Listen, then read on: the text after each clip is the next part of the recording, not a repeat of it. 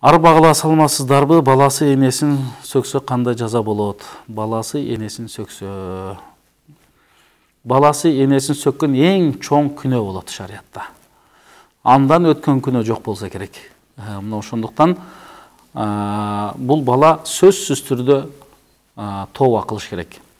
Аллага истигфар кылыш керек, энесинен кечирим сураш керек. Мына ушул эне эгер баласына наразы болуп, ыраазы болбосо, бул бала эч качан бейишке кирбейт.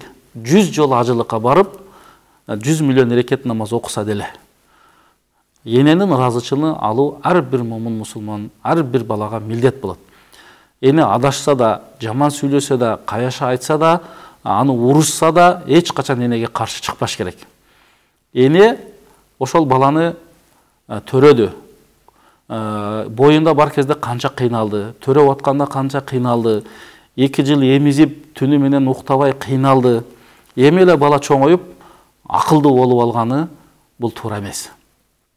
Ошондуктан эч качан энеге каяша айтпаш керек. Энени сөккөн эң чоң күнөө болот. Керек болсо Куранда «Вала тақуллахума уффин». Ата энеге уф деген сөздү гана айтпа дейт. Уф деген сөздү да айтпа дейт. Демек, уф деген сөз өтө жеңил болсо, андан катуураак сөздөрдүн бирөөсүн да аткарбаш керек дейт. Ата эне ал мусулманбы, капырбы, айырмасы жок. Ата эне барбыр. Ошондуктан бул чоң күнөөнүн катарына кирет. Бул нерседен өтө этият бололу.